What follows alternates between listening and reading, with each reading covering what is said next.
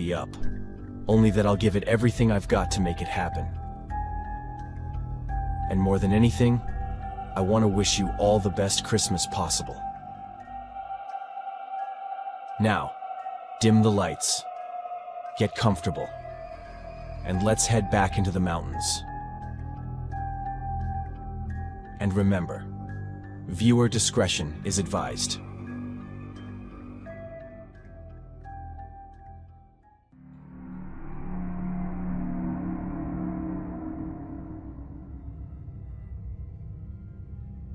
Everything I'm about to tell you happened when I was very young.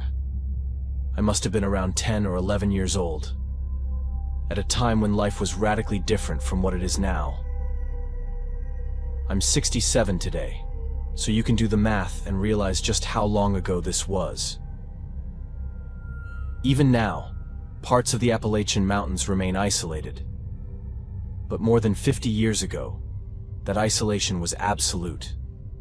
Resources were scarce, communication was unreliable, and poverty was everywhere. Although it was a different kind of poverty than what people imagine today. My family lived entirely off what the land could provide, just like everyone else in that area. Farming, hunting, trading, and sharing were how we survived, and the sense of community was incredibly strong. No one ever went hungry, because whatever one family lacked, another could make up for. If we had potatoes, our neighbors had cabbage, and things naturally balanced themselves out. Because of how close and interdependent everyone was, Christmas was something we shared as a community. We would all gather at the church, set up a long table, cook a massive meal, and eat together. There were no gifts exchanged, mostly because consumerism hadn't reached us yet, but also because the focus was on time and taking care of one another. I still miss that version of Christmas, when people mattered more than what they owned. But I'm getting ahead of myself. That particular Christmas was brutally cold. Colder than usual, even for that region. The church had 3 fireplaces burning constantly, but they needed to be fed, so the older folks sent the younger ones out to gather firewood. It wasn't optional, and no one complained. It was simply how things worked. Lucas and I paired up immediately. We always did. Looking for firewood felt like a game to us, because not every piece was usable. Most of it was damp from snow and ice, so we had to find specific logs that would actually burn. If we couldn't find enough, we'd have to walk back to our houses and bring some ourselves. The village had no more than 20 homes scattered through the forest, with the church standing farther away than any of them. My father used to say the church was built at that distance on purpose, that the walk there was meant to be intentional, a time to reflect on your sins before asking for forgiveness. And the walk back home was meant to reflect on what you'd learned and how you could be better in the days ahead. For us kids, though, it was just a chance to run freely through the woods and turn everything into a game. That's exactly what we were doing as we searched for wood, joking around, daring each other, pretending not to be scared of anything. We both knew we weren't allowed to wander too far from the parts of the forest we knew well. There were predators, countless ways for a child to get lost, and plenty of old stories about things that lived in the woods, things the adults spoke about quietly. We believed those stories were real, but at that age, fear never fully outweighs curiosity, and mostly we just wanted to play. We had been in the forest for maybe 15 minutes when we heard footsteps behind us. At first, I assumed it was another kid. Maybe one of the younger ones trying to follow us. I remember looking around and seeing nothing, so we kept going. But with every step, a strange sensation began to creep over me. A deep chill that had nothing to do with the cold. Like the forest itself had gone still, and every hair on my body stood on end. I asked Lucas if he felt okay, and he told me he didn't. That something felt wrong, and that he wanted to go back. That was when we turned around, and almost immediately heard the footsteps again, closer this time. I tried to call out, forcing my voice to sound steady, asking who was there, but there was no response. We stood there for what felt like forever, scanning the trees, until Lucas grabbed my arm and pointed north. His finger wasn't aimed at the ground or the bushes, but upward, toward the top of a tree. When I followed his gaze, I saw it. The panic hit me in waves as my eyes adjusted, and details became clearer as Lucas's grip tightened painfully around my arm. It had the shape of a man, but nothing about it felt human. Its eyes were far too large for its face, grotesquely oversized and glowing a sickly yellow. We weren't close to it, and yet I could see those eyes clearly, unmistakably. Then it made a sound I still struggled to describe. Something guttural and wrong. Something that didn't belong in any living creature I'd ever known. A second later, it dropped from the tree. It hit the ground and immediately began moving toward us. Not standing upright, but crawling and running at the same time, impossibly fast, its movements deliberate and controlled. We didn't have time to think. We screamed and ran toward the church, but we were too far away for anyone to hear us. The cold air burned my throat as I screamed, my legs slipping in the snow as panic pushed me forward. I remember the fear being so overwhelming that everything else disappeared. All that mattered was reaching the church. I couldn't see anything but the snow beneath my feet and the certainty that I was running the right way. When the church finally came into view, I screamed again, and I saw everyone pouring out of the building, confusion and fear written across their faces. My parents ran toward me, and I screamed for everyone to go back inside. No one listened. I ran straight into the church, and everyone followed behind me. That was when the fear changed into something colder. I heard Lucas's mother asking where he was. I was certain he had been right behind me. We had started running together. The only thing I could manage to say, my voice shaking and tears streaming down my face, was that he was behind me. There was no Christmas that year. There were searches, day after day, week after week. The forest was combed for months, but Lucas was never found. People asked me repeatedly what I had seen. I expected doubt, disbelief, even anger. None of that came. Everyone believed me. Everyone in that community had seen things in the forest at one point or another. Everyone knew that whatever I had seen, it was real. I never saw Lucas again, and I never saw the thing that took him.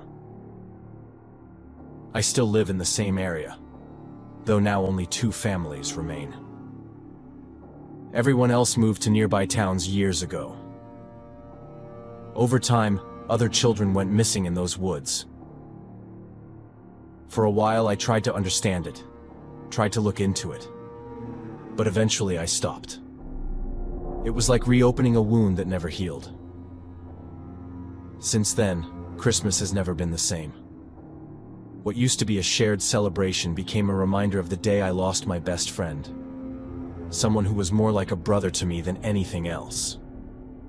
And no matter how many years pass, that memory still walks those woods with me.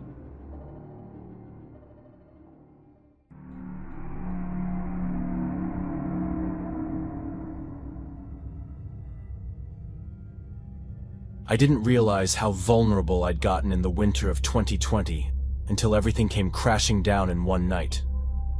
And I think that's important to say up front because Christmas has a way of making loneliness louder. Especially in places like the Appalachian Mountains, where winter strips everything down to bare trees, frozen ground, and silence that feels heavier than it should. Neither of us had much family to go back to. Not in the traditional sense. So spending Christmas together felt less like a celebration and more like a mutual agreement not to be alone. His house sat at the very end of a narrow road, the last one before the pavement gave way to forest. No streetlights, no nearby neighbors. The kind of place where night arrives early and stays absolute. Back then, I was in a bad place. Emotionally wrecked, isolated, trying to convince myself I was fine. When you're in that state, you don't recognize danger the same way. You confuse attention for safety. You confuse charm for sincerity. And honestly, that's probably how I let Evan into my life so fast. I met him through a coworker at some boring gathering I didn't even want to attend. He stood out because he wasn't loud or trying to impress anyone. He just seemed grounded, steady. Someone who could look at you without scanning for flaws. I needed that more than I admitted. So we started meeting up casually. Small restaurants, walks around town, late-night talks in his car. He was relaxed, thoughtful, and soft-spoken. Everything about him felt predictable. That's what made me comfortable enough to let my guard down. He invited me over for Christmas, telling me he'd cook something simple, that it'd be a quiet evening. Like I said, I didn't have any family to spend the holiday with. I was genuinely alone, so it felt like the perfect time to go over to his place. His house was older, a little run down in ways that told you a young guy lived there alone. Mismatched furniture, a couple of repairs half finished, drafty windows, but it was clean and warm. He'd put actual effort into setting up the place for the night. Blankets on the couch, something simmering on the stove. I remember thinking I hadn't felt that safe in months. Outside, snow drifted lightly, just enough to mute the forest, and the wind slid along the siding in long, hollow breaths. Christmas lights glowed faintly in one window, not festive so much as deliberate, like proof that someone was supposed to be there. The house felt cut off from the world in a way that felt comforting at first, like nothing bad could reach us through all the distance. We ate, talked about stupid things, watched part of a movie, and eventually ended up stretched out on the couch. At some point, I drifted off. I've always been like that with movies. I'd watch a bit and then fall asleep. It couldn't have been much later than 2 in the morning. The last thing I remember was the sound of the wind against the siding and the weight of a blanket over my legs. The next thing I remember was the sound of wood splintering. It wasn't subtle. It was the kind of sound you feel in your bones. Sharp, violent, followed by the heavy thud of something hitting the floor. I jerked awake instantly. For a second, I was stuck between dreaming and consciousness. Then, another crack came from somewhere near the front door. followed by fast, heavy footsteps entering the house. There's a certain tone a person has when they're moving through a space they don't fear. Whoever was inside walked like they owned the place. Evan shot upright beside me. The way he reacted was strange. Not confused or panicked, just instantly alert, like someone who had been expecting something. While I was trying to make sense of what I was hearing, voices filled the house. Not talking, but shouting. Men's voices, rough and angry, calling out both our names like they were hunting us. Hearing your name screamed by strangers in the dark does something to your stomach. It knocks the air out of you. And if you're a woman in a situation like that, you know the fear runs far deeper than anything else. I felt Evan grab my wrist. His grip was hard, almost too hard, and he pulled me toward the hallway. I didn't understand what was happening, but I followed him because I didn't have time to think. We moved fast through the narrow hallway, and that's when I saw it. A reinforced steel door at the end, half hidden by a shelf. He yanked it open without hesitation and pushed me inside. The safe room was small and cold.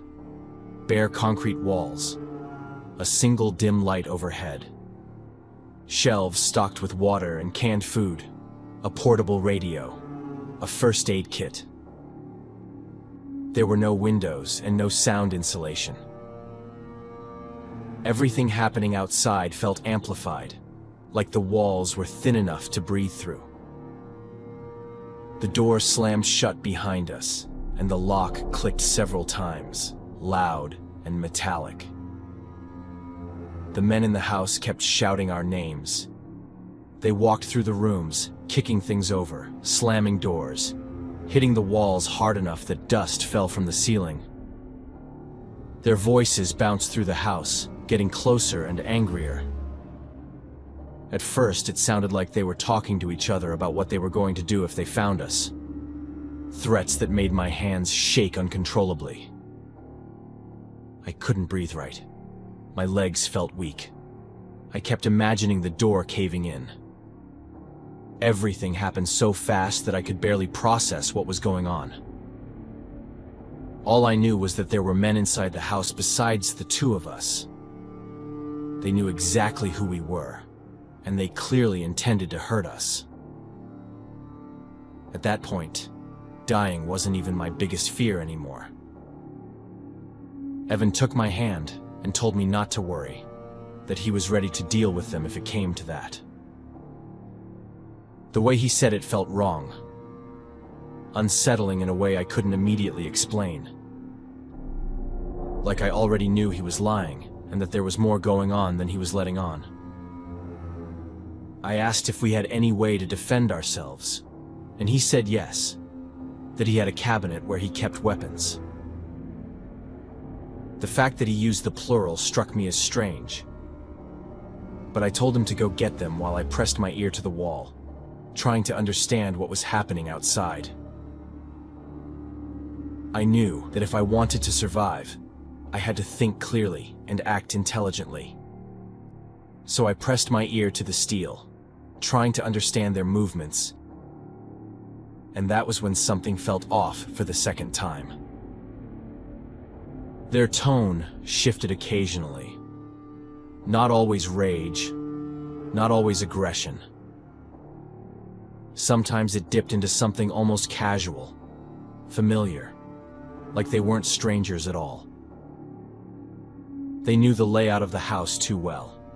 They made comments about specific rooms, specific objects, even joked about Evan's terrible taste in decor.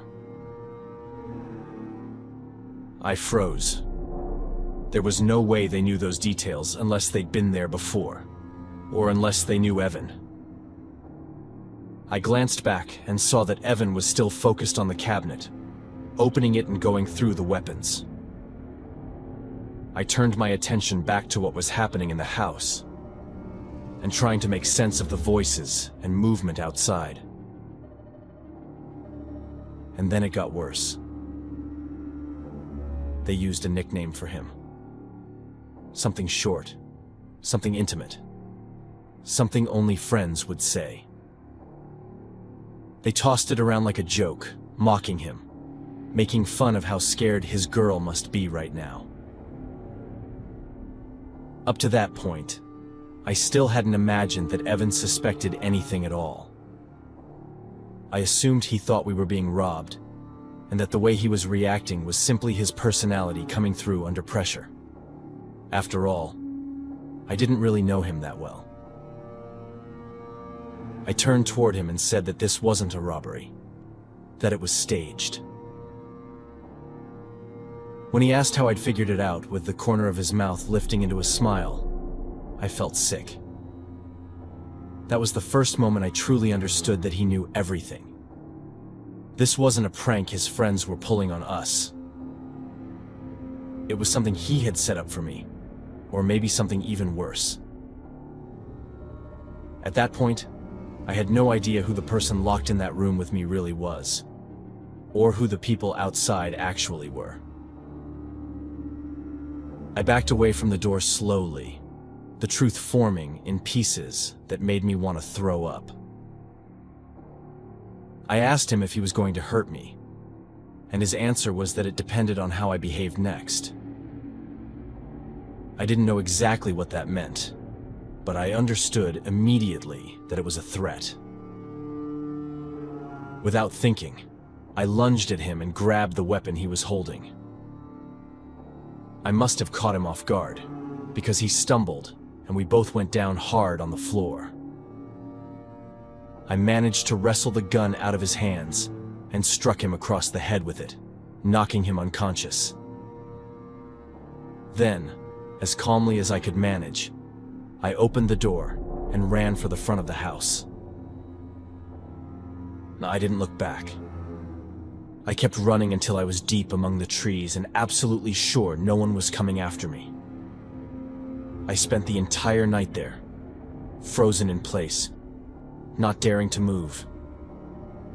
At one point, I heard Evan shouting something about searching for me, saying I couldn't have gone far. His voice carried an aggressive, menacing edge. Only when morning came did I leave my hiding place and walk until I reached a small grocery store, where I called the police. But the town Evan lived in was tiny, and it never occurred to me that the police might know him personally, and essentially tell me to my face that I was lying. I didn't have the strength to argue. I just asked to use the phone and called my best friend to come get me. Thankfully, I had never told Evan where I lived, and I never saw him again.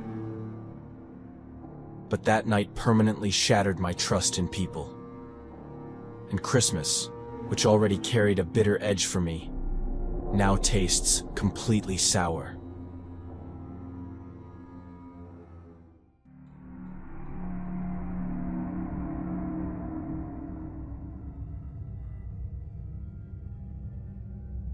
It was Christmas night in the Blue Ridge Mountains, and I was alone in my house by choice more than by circumstance, which already says something about where my head was at back then.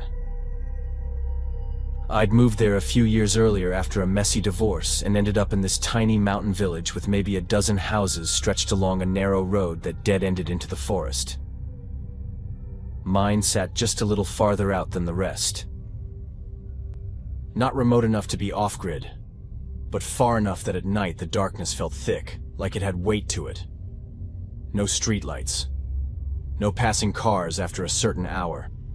Just trees, snow, and silence. Christmas had never meant much to me after my family drifted apart, so I didn't travel. I spent the day doing small, pointless things. Making soup I barely touched, wrapping a single gift for a coworker, and letting the TV play old holiday movies mostly for the noise. Outside, it snowed on and off all day. The kind of slow, quiet snowfall that makes everything feel muffled and distant. By nightfall, the temperature dropped sharply, and the house started making those familiar winter sounds. The soft pops in the walls, the low hum of the heater cycling on and off. I remember feeling oddly exposed, like being alone was louder than usual. And I kept moving from room to room for no real reason, just to reassure myself the space was still mine. I'm not entirely sure why I felt that way.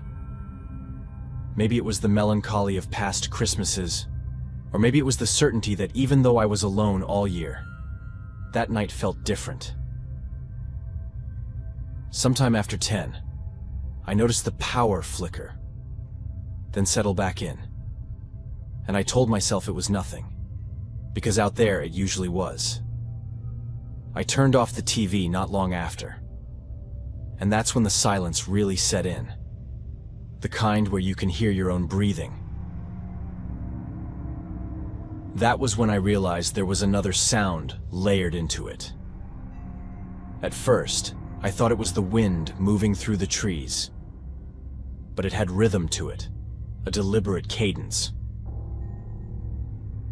Crunch, pause, crunch, pause, slow and steady. Maybe they were footsteps. For several long seconds, I couldn't quite make out what I was seeing, but they really did look like footsteps. I stood near the window without turning on the light and tried to see past my own reflection. The snow made everything brighter than it should have been. And that's when I saw the shape moving along the edge of my property. One person. No flashlight. No phone glow. Just a dark figure cutting across the white ground where nobody had any reason to be that late on Christmas night. I tried to tell myself not to be so on edge, that maybe it was just one of the neighbors or someone from town stopping by to check on me. Maybe even to wish me a Merry Christmas. As you can tell, my state of mind had a real dark shadow hanging over it.